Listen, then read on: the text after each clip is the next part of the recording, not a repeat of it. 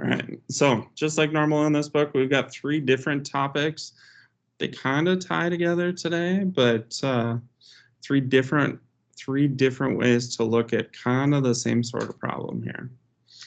All right, so what we're going to talk about first is we're going to talk about moving from one point to the next, very similar to when we talked about vectors earlier, but we're just going to talk about how the x's and the y's change here.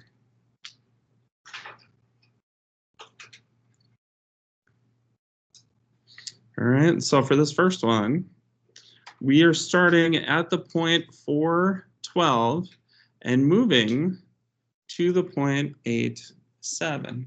Now, there are lots of different ways to show that, all right? But what they're going to ask you homework-wise is they're going to ask you, first of all, how much did we change in the x direction and how much did we change in the y direction? Whenever you see a triangle in front of a variable like that, that always means how does it change, all right? So going from the point 412 to the point 87, how much did we change in the x direction? Come on, people. We changed a positive 4, right? How much did we change in the y direction? -5. All right. And that's all they're asking for this one. How much is it changing?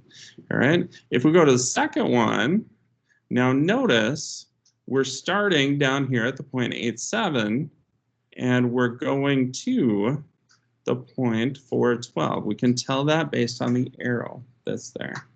All right. And for this would mean in the x direction, we're changing a -4. And in the y direction, we would be changing a +5. Okay, so pretty straightforward stuff there. All right, any questions on that? All right, now what we're going to see on the next page is very, very similar to this. Okay, it's just going to be written a different way, is the only difference there.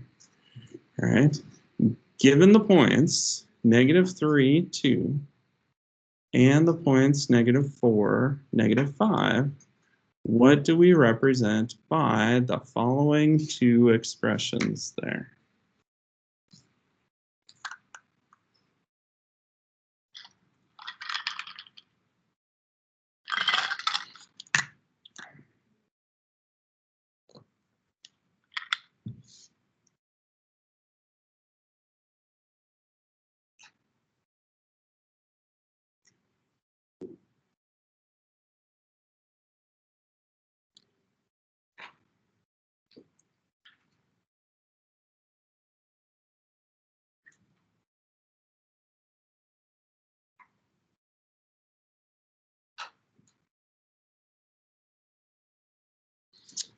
All right, going from, and what that says there is it says -3 minus -4. Now, if we go back to what we did on this last page, okay, to figure out this value of 4, what we could have done is we could have taken our ending point and subtracted our beginning point, right? So this would be the 8 minus 4 to get that 4. All right, for this one, it says -3 minus -4. So first of all, is this talking about the x or the y? We're talking about change of x from what point to what point? So which point, where are we starting at for this, and where do we end at? Remember, take a look at what I just said here. To get this +4 down here for this change in x, we took 8 minus 4. So if you look at what we're doing here. It is the change in x. Going from what point to what point? What is our starting point for this one? It would be the second one, right? So our starting would be the end one, starting at the second point and going to the first point. All right, and the reason how we know that is to get this change in x, this is our ending point. The -3 is our ending point. We subtract that from our -4. All right, so that is the change of x starting at the second point, going to the first point. How much is our change of x here? +1. We would just subtract those. So we would get a +1 for that. All right. For the second one, what are we comparing here? We're talking about the change in y, right? Because we've got a -5 and a 2. All right, where do we start and where are we going to?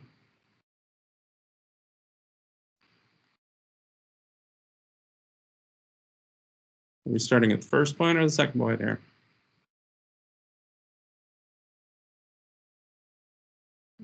The first point, because that is what's at the end here. All right, so we're starting at the first and going to the second point. All right, and then how much is our change in y here?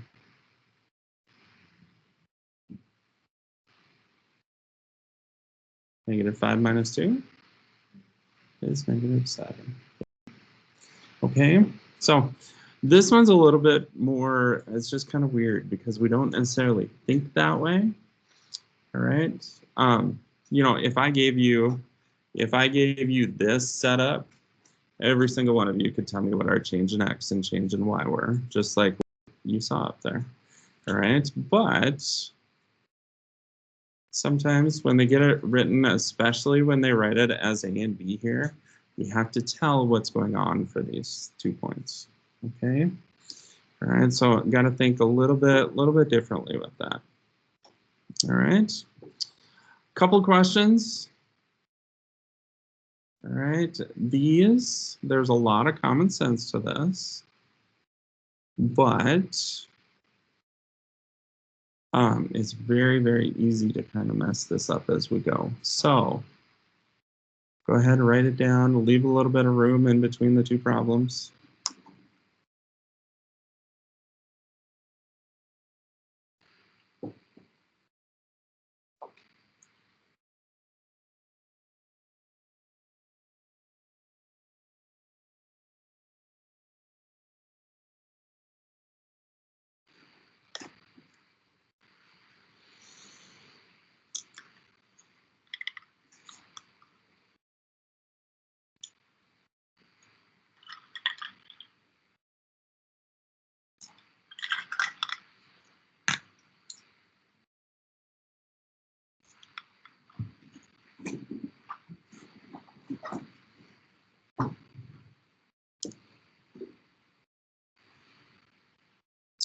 All right, what is the number whose graph is 1/3 of the way from -2 to 10? All right, now, sometimes it helps to kind of see what's going on here. All right, so if we put this out here on a number line, -2 and 8, 1/3 of the way would maybe be somewhere in here. All right. Any ideas on what we're going to have to do to find out what that exact number is?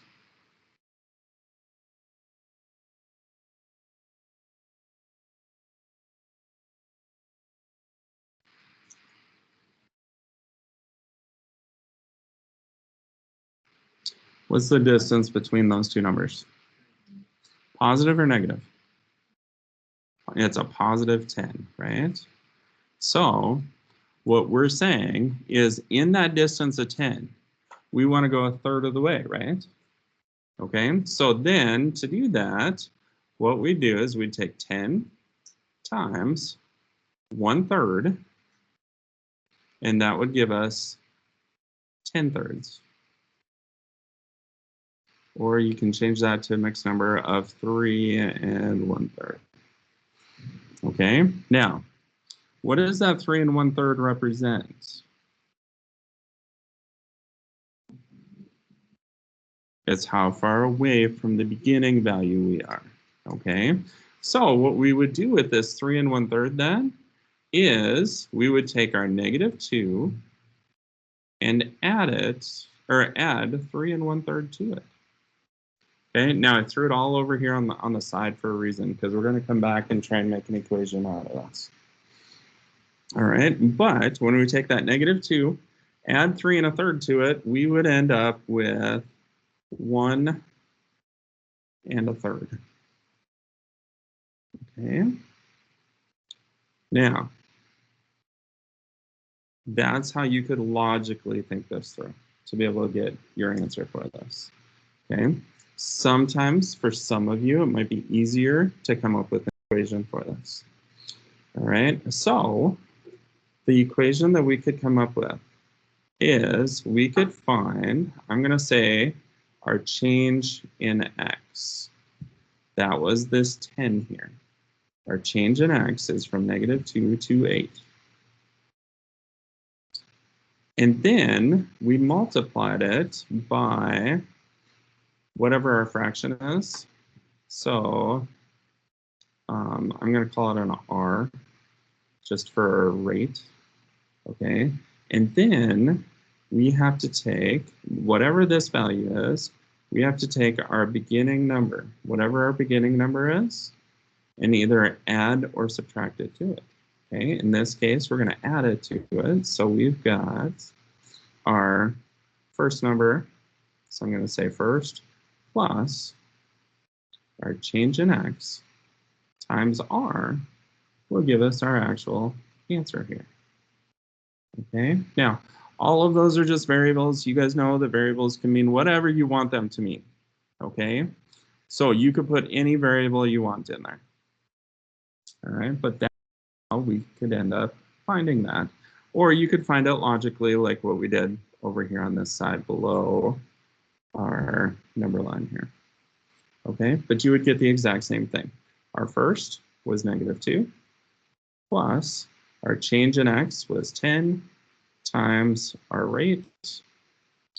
10 times 1/3 is 3 1/3. We get the exact same thing as what we did on the right side there.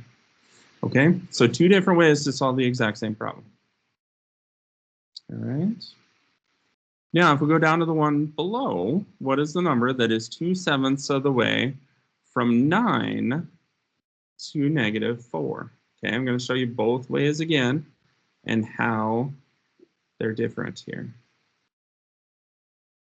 Now, this time, we're starting at our bigger number and we're going to our smaller number. All right, so this change in x that I called it on the top one there, what is that change this time? What is it? Is it positive or negative? It is -13 here. All right, we have to put the negative in there to show that it's going down.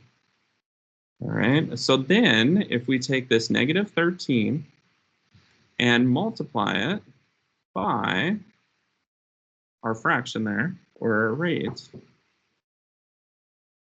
we would get a -14.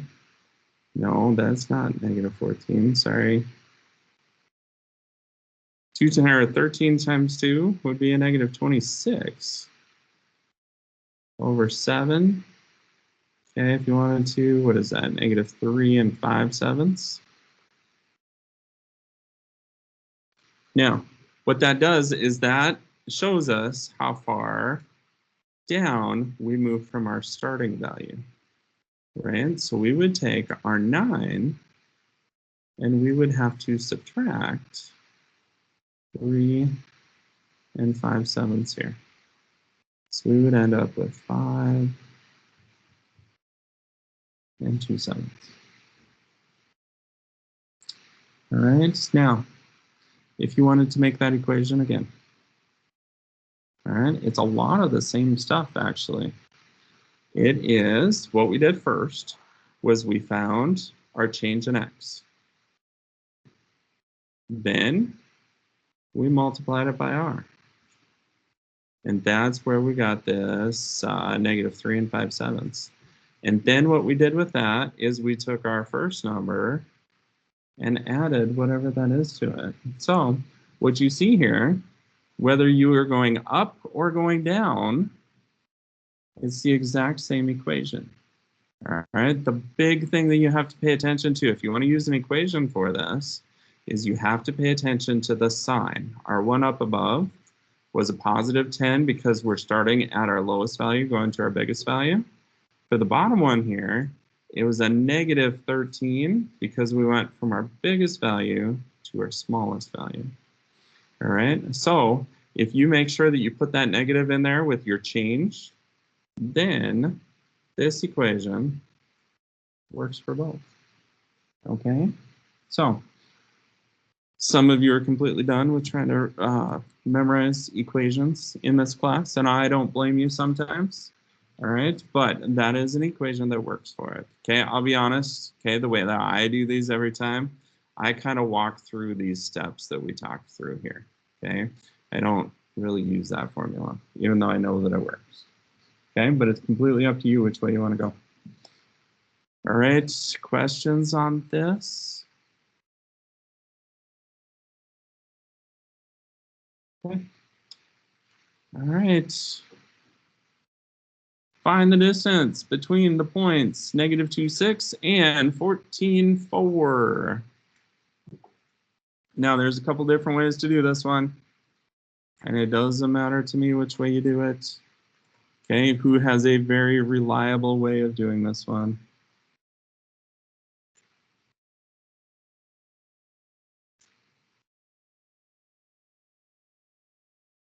Madison, how do you do it? What is the distance formula? So you don't do the distance formula.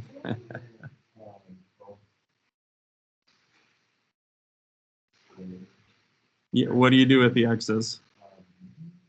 Yeah. Okay. Right. Okay, so the distance formula is something similar to what Stetson said there. I understood what he said.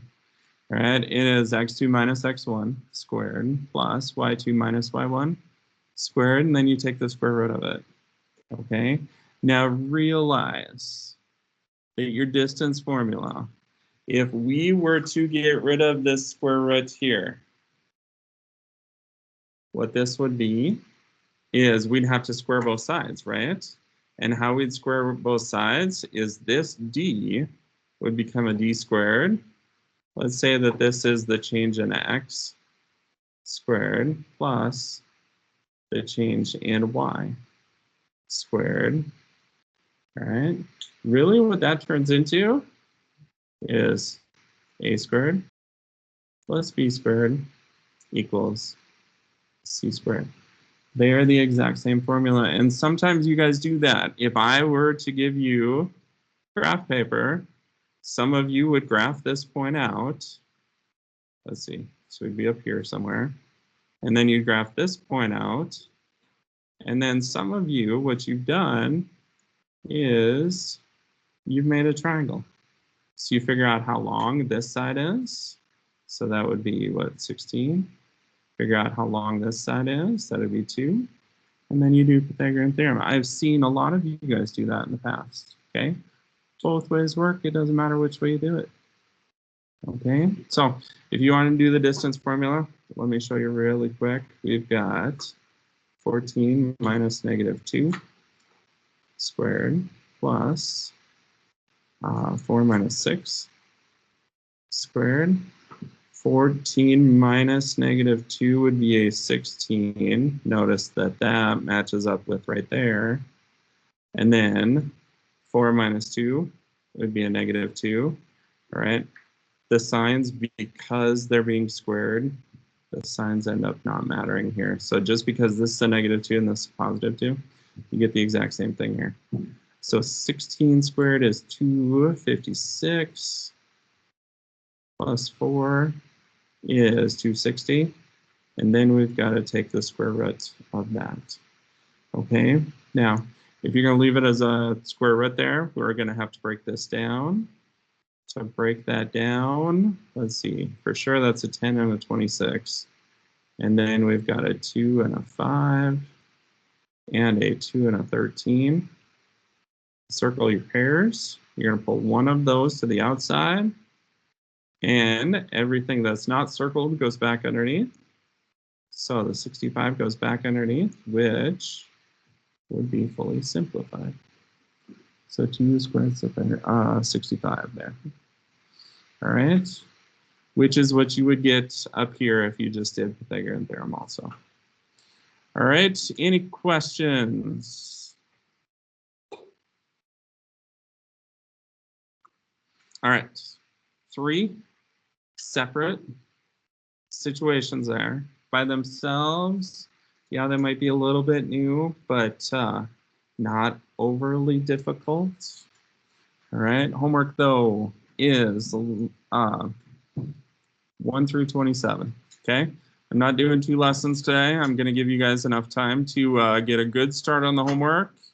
You guys have to ask, all right? But that is what I have for you today.